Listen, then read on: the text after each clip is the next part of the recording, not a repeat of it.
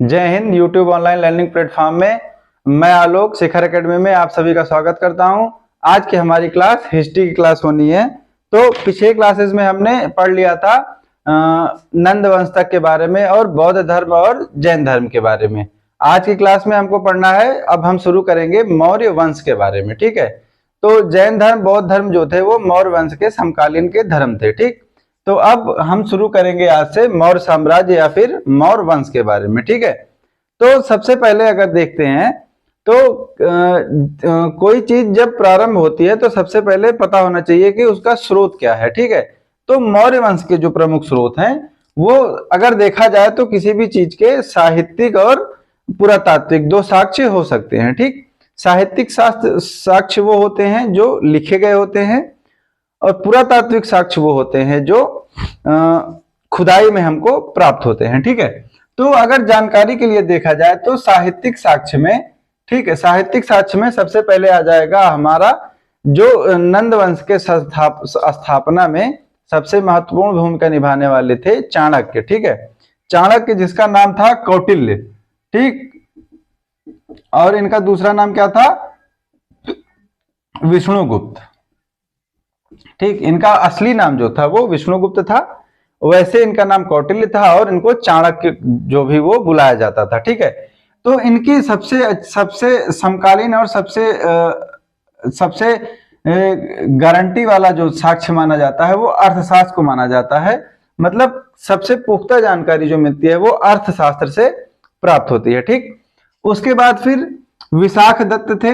विशाख दत्त की रचना का नाम है मुद्रा राक्षस। ठीक है, मुद्रा राक्षस से हमें मौर्य वंश के बारे में जो है वो महत्वपूर्ण जानकारियां प्राप्त होती हैं। ठीक, इसके बाद आपको प्राप्त होगा सोमदेव का कथा सरित सागर। ठीक, कथा सरित सागर से भी मौर्य वंश के बारे में जो चीजें हैं वो प्राप्त होती हैं। ठीक है, उसके बाद आपको क्षेमेंद्र की रचना वृहत कथा मंजरी और पतंजलि की जो महत्वपूर्ण रचना है जिसका नाम है महाभाष्य। महाभाष्य से हमको मौर्य वंश के बारे में जानकारी जो है वो प्राप्त होती है। ठीक, अब उसके बाद अगर देखते हैं तो अगर विदेशी लेखकों की बात करते हैं तो विदेशी लेखक में सबसे महत्वपूर्ण माना जाता है मेगास्थनीज को। मेगास्थनीज की सबसे इंपॉर्टेंट और सबसे महत्वपूर्ण रचना है इंडिका। ठीक है, ये कौन था? तो ये सेल्यूकस निकेटर जो था, सेल्यूकस निकेटर के दरबार में सेल्यूकस निकेटर ने इसको राजदूत के रूप में भेजा था। कहां पे? चंद्रगुप्त मौर्य के दरबार में। कहां पे? चंद्रगुप्त मौर्य के दरबार में भेजा था। तो इसने जो है वो मौर्यकालीन साम्राज्य और उसके वहां पे मतलब नगर कैसे थे, महल कैसे थे, इन सब का जो है वो एक सजीव वर्णन अपनी पुस्तक में किया है। अगर उसके बाद देखते हैं तो दो धर्म जो थे वो समकालीन थे, बौद्ध धर्म और जैन धर्म। ठीक, तो बौद्ध धर्म में दीपवंश, महावंश और दिव्यावदान तीन रचनाएं हैं। ठीक है, कौन कौन सी हैं? दीपवंश, महावंश और दिव्यावदान। दिव्यावदान से हमको प्राप्त होता है, दिव्यावदान में जो चीजें थी, दिव्यावदान में प्राप्त होता है कि अशोक ने अपने 99 भाइयों की हत्या करके राज सिंहासन को प्राप्त किया था। ठीक, फिर आता है जैन धर्म। जैन धर्म में कल्पसूत्र आता है। कल्पसूत्र किसकी रचना है बताया गया था, तो ये भद्रबाहु की है। ठीक है, और दूसरी रचना है परिशिष्ट पर्वन। परिशिष्ट पर्वन रचना है क्षेमेंद्र की। ठीक, तो कल्पसूत्र भद्रबाहु की और परिशिष्ट पर्वन क्षेमेंद्र की रचना है।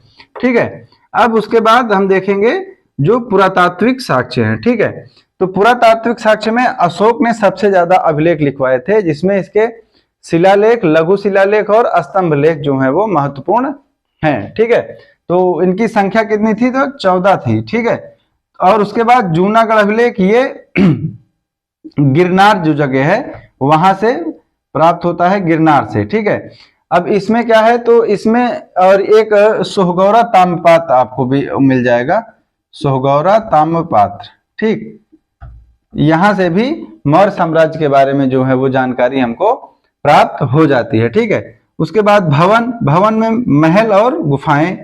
ठीक है, महल और गुफाएं कैसी थी इसके बारे में पता चलता है। और उसके बाद मुद्रा, मुद्रा मतलब कि सिक्के या फिर वहां पे जो मुद्राएं थी उनका प्रचलन कौन सा था, तो यहाँ पे आहत मुद्रा थी। ठीक है, आहत मतलब क्या होता है कि पंचमार्क।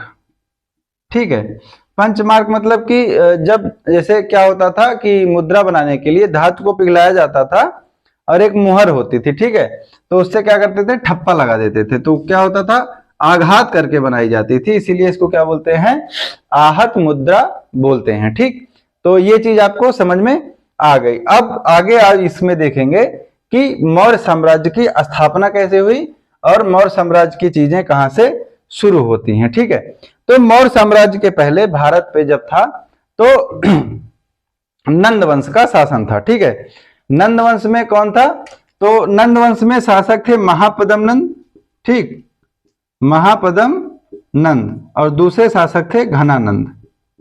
ठीक है, तो घनानंद जो था ये बहुत ही विलासी प्रवृत्ति का आदमी था।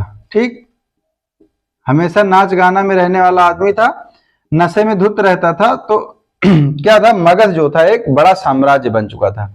और ये क्या किया था कि इसको अपने राजपाट की चिंता थी नहीं, बड़ी सेना का घमंड था कि सेना हमारी बड़ी है, उसके घमंड में ये जी रहा था। ठीक है, भोग विलास में अपना जीवन बिता रहा था। तो इसके जो प्रधानमंत्री एक तरह से थे पीएम, ठीक है, या फिर सलाहकार जो भी थे, वो थे चाणक्य।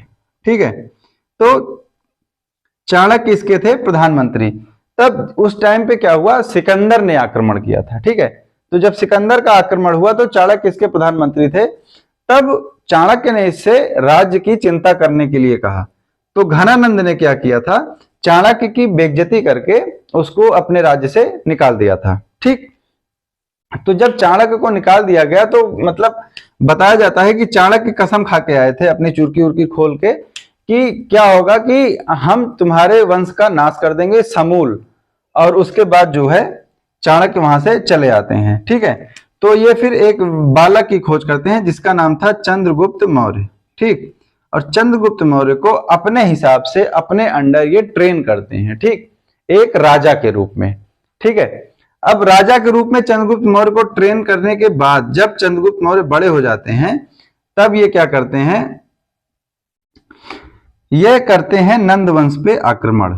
ठीक, और नंद वंश पे आक्रमण करके घनानंद को पराजित कर देते हैं। ठीक, तो घनानंद यहाँ पे हार जाता है, और घनानंद जब हार जाता है तो यहां से पड़ती है नंद वंश, गुप्त वंश की, सॉरी, मौर्य वंश की नींव। ठीक, तो मौर्य वंश की नींव यहाँ पे चंद्रगुप्त मौर्य द्वारा डाली जाती है। ठीक है, दूसरी तरफ घनानंद की एक पुत्री थी जिसका नाम था दुर्धरा। ठीक, तो अब दुर्धरा जो थी वो सेट हो गई चंद्रगुप्त मौर्य से। ठीक, अब क्या था कि भाई देखिए, तलवार भांजने वाला व्यक्ति घोड़े से आया हाथी लेके, इसके पापा को हरा दिया पहली बात, और दूसरी बात क्या थी, ये विलासी प्रवृत्ति का था, तो जो सही व्यक्ति होता है उसको ऐसे व्यक्ति पसंद नहीं आते हैं। तो हुआ यूं कि दुर्धरा जो है उनकी शादी हो गई चंद्रगुप्त मौर्य से। ठीक है, तो ये चंद्रगुप्त मौर्य की पहली पत्नी थी। ठीक, तो इसके बाद क्या होता है कि चंद्रगुप्त मौर्य जो है वो राजा बनता है, मौर्य वंश का पहला राजा। ठीक, तो मौर्य वंश की स्थापना कौन करता है, तो चंद्रगुप्त मौर्य करते हैं। ठीक, कब करते हैं, 322 ईसा पूर्व में चंद्रगुप्त मौर्य के द्वारा इसकी स्थापना की जाती है मौर्य वंश की। ठीक,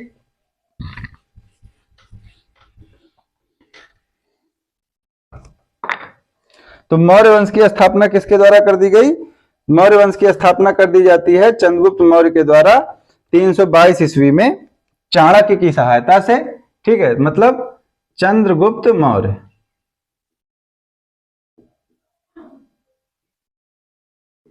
322 ईसा पूर्व, सहायता किसकी लिया था इन्होंने, चाणक्य की।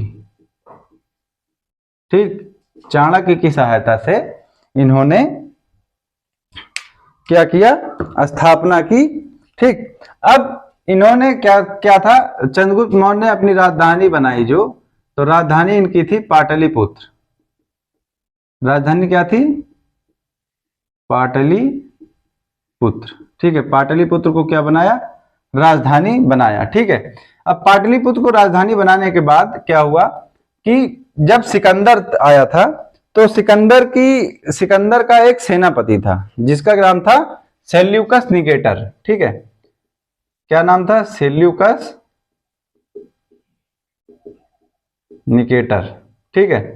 तो सेल्यूकस निकेटर जो है वो,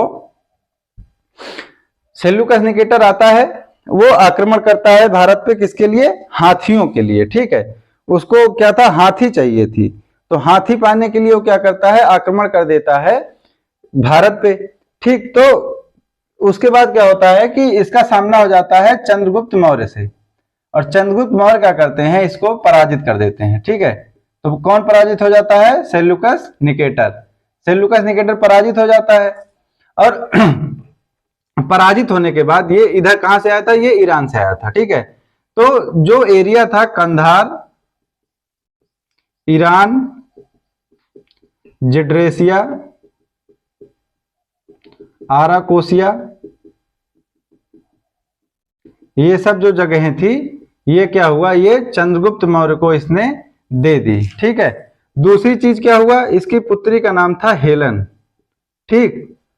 तो उसका विवाह जो है ये चंद्रगुप्त मौर्य से कर देता है, ठीक है। और बदले में इसको क्या? चंद्रगुप्त मौर्य ने 500 हाथी जो है वो दिए थे, ठीक। तो 500 हाथी लेके ये वापस चला जाता है। उसके बाद क्या होता है? ये वापस यहां से चला गया, ठीक है। लेकिन इसका एक व्यक्ति था, साहित्यकार था, जिसका नाम था मेगास्थनीज, ठीक। तो मेगास्थनीज जो है वो कहां चला जाता है?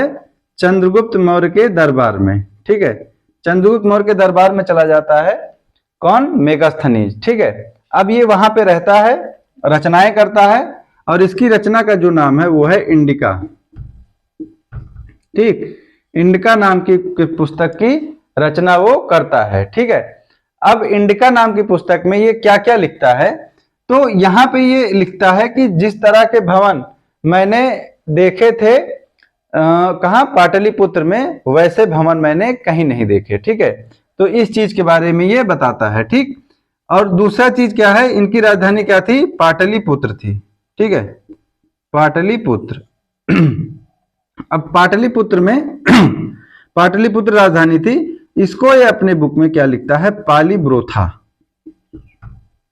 पालीब्रोथा, ठीक है। ये क्या लिखता है? पालीब्रोथा। और चंद्रगुप्त मौर्य को क्या लिखता है? चंद्रगुप्त मौर्य को लिखता है सेंड्रोकोटस, ठीक, सेंड्रोकोट्स। ये चंद्रगुप्त मौर्य के लिए यूज करता है सेंड्रोकोट्स, और पाटलिपुत्र के लिए यूज करता है पालीब्रोथा। और यहीं से जितने यूनानी लेखक थे, ठीक है, जैसे जस्टिन हो गए, ठीक, तो ये मेगास्थनीज हो गया, तो इन्होंने क्या किया? सबसे इसको लिखना क्या शुरू कर दिया? सेंड्रोकोटस लिखना शुरू कर दिया, ठीक है। तो ये चीजें जो थी वो यहाँ पे आ जाती हैं, ठीक। अब देखते हैं, तो चंद्रगुप्त मौर्य जो था ये किस धर्म को मानता था? जैन धर्म को, ठीक। तो उसके बाद यहां से हमको प्राप्त होता है यहाँ पे, तो जैन धर्म को मानने वाला था, लेकिन साथ ही साथ क्या था? बौद्ध धर्म को भी ये मान्यता प्रदान किया हुआ था, ठीक है। ऐसा नहीं था कि मतलब जैन धर्म को मानता है तो बौद्ध धर्म को दबाने का प्रयास किया गया, तो ऐसा नहीं था, ठीक।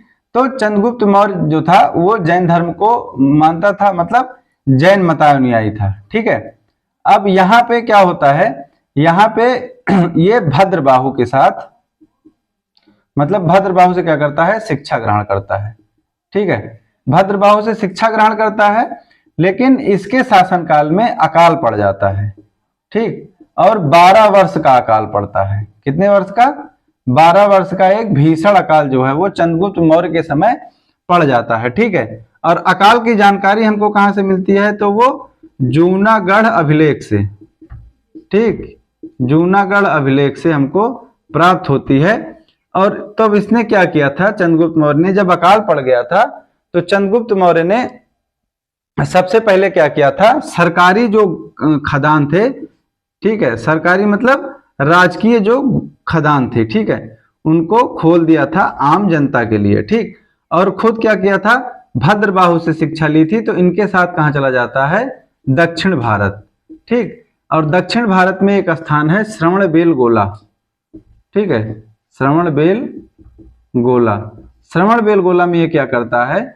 जैन धर्म में एक प्रथा होती है संथारा प्रथा, आपको जैन धर्म में पढ़ाया गया है, अगर नहीं क्लास किया आपने तो आप जाके क्लास कर सकते हैं। तो संथारा प्रथा से चंद्रगुप्त मौर्य की क्या हो जाती है, मृत्यु हो जाती है। ठीक, तो चंद्रगुप्त मौर्य की मृत्यु यहाँ पे हो गई। अब दूसरी चीज क्या है हमको जो है वो प्राप्त होती है अकाल की जानकारी जूनागढ़ अभिलेख से। अब यहाँ पे एक इंपॉर्टेंट चीज आती है सुदर्शन झील। ठीक, सुदर्शन झील, सुदर्शन झील जो है वो एक इंपॉर्टेंट है। सुदर्शन झील जो है उसका जो निर्माण है वो कराया था पुष्यगुप्त ने। ठीक है, कौन कराया था, पुष्यगुप्त। ठीक है, पुष्यगुप्त ने सुदर्शन झील का निर्माण कराया था। ठीक, फिर इसके बाद कुछ और लोग आएंगे शासक जो इसकी मरम्मत करवाएंगे। तो सुदर्शन झील का आपको एक जगह अलग से अच्छे से बता दिया जाएगा। ठीक, तो जो चीजें थी वो चंद्रगुप्त मौर्य के बारे में थी। ठीक है, उसके बाद क्या होता है कि 298 ईसा पूर्व, ठीक है, 298 ईसा पूर्व में मृत्यु हो जाती है चंद्रगुप्त मौर्य की। अब चंद्रगुप्त मौर्य के पुत्र का जो नाम था, ठीक, चंद्रगुप्त मौर्य के पुत्र का नाम था बिंदुसार। ठीक, बिंदुसार, और बिंदुसार के पुत्र का नाम था अशोक। ठीक, तो पूरे मौर्य वंश में सबसे इंपॉर्टेंट जो है वो अशोक है। ठीक है, क्वेश्चन अगर बनता है तो वो अशोक से बनता है। ठीक, बिंदुसार के बारे में ज्यादा कुछ नहीं पढ़ना है। बिंदुसार के बारे में जो लेखक हैं, इतिहासकार हैं, वो कहते हैं कि बिंदुसार सिर्फ एक योग्य पिता का पुत्र था और एक योग्य पुत्र का पिता था। ठीक है, मतलब चंद्रगुप्त मौर्य योग्य था और उसका ये बेटा था बिंदुसार। और अशोक महान था। अशोक महान के बारे में बहुत सी चीजें हैं, आप आगे पढ़ेंगे। तो अशोक का ये क्या था, पिता था। इसकी उपलब्धि सिर्फ इतनी है। ठीक है, तो आज की क्लास को यहीं तक रहने देते हैं।